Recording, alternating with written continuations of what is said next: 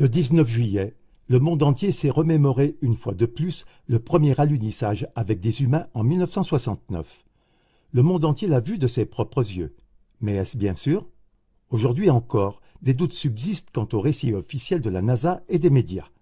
Que la TV souhaite donner une place à ces contre-voix, dont l'une est celle de Daniel Shanton.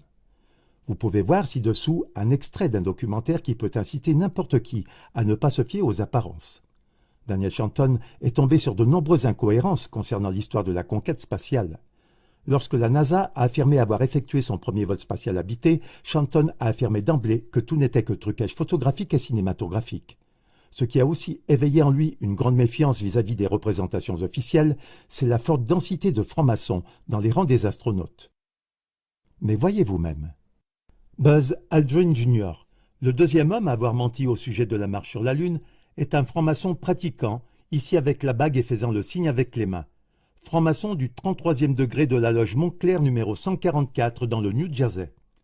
Edgar Mitchell, un autre homme d'Apollo 14 qui aurait marché sur la Lune, est un franc-maçon de l'ordre de Demolay à la loge Artesia numéro 29 au Nouveau-Mexique.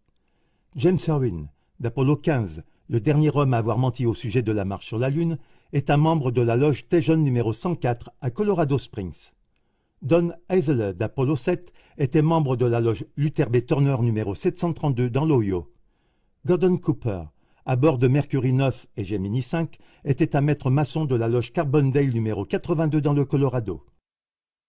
Virgil Grissom d'Apollo 1 et 15, Mercury 5 et Gemini 3, était un maître maçon de la loge Mitchell numéro 228 dans l'Indiana.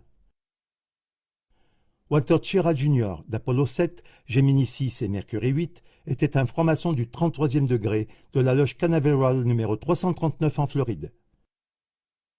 Thomas Stafford d'Apollo 10 et 18, Gemini 7 et 9 est un franc-maçon de la Western Star Lodge numéro 138 en Oklahoma. Paul Weitz de Skylab 2 et Challenger est de la loge Lawrence numéro 708 en Pennsylvanie. Siegfried Klanknecht, chef de la NASA à l'époque du programme spatial Apollo, était le souverain grand commandeur du suprême conseil du 33e degré, juridiction sud. Les astronautes de la NASA, Neil Armstrong, Alan Shepard, William Pogge, Vance Brown et Anthony England, avaient tous des pères qui étaient également francs-maçons.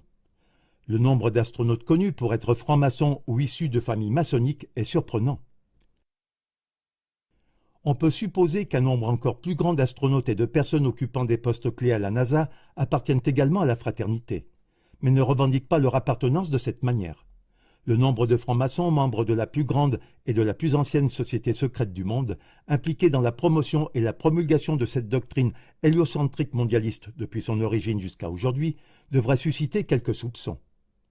Avant même que la première mission Apollo ne quitte la rampe de lancement, 11 astronautes de la NASA sont morts dans des accidents très suspects. Gus Grissom, Roger Chaffee et Ed White ont tous brûlé ensemble dans un incendie de la capsule Apollo au cours d'un test totalement inutile et dangereux, au cours duquel ils ont été attachés et enfermés dans une chambre à 100% d'oxygène et les trois ont brûlé en quelques secondes. Cet autre astronaute, Ted Freeman, Charles Bassett, Elliot C., Russell Rogers, Clifton Williams, Michael Adams et Robert Lawrence sont morts dans 6 accidents d'avion différents, et Ed Givens dans un accident de voiture. 8 de ces décès ont eu lieu au cours de la seule année 1967. Il est hautement improbable qu'autant d'astronautes morts par hasard dans de telles circonstances. Et cela donne de la crédibilité à l'idée qu'il s'agissait de meurtres commandités par les francs-maçons pour trouver les personnes adéquates afin de mener à bien leur imposture.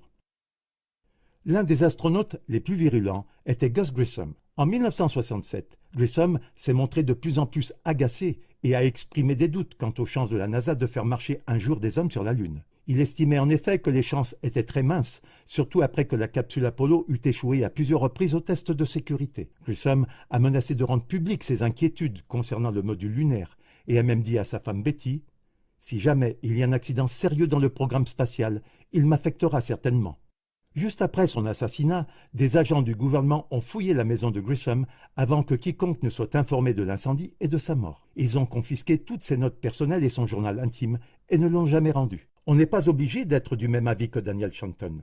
Mais au vu du nombre impressionnant de francs-maçons et des nombreux accidents, On peut se demander ce que la NASA a exactement à cacher.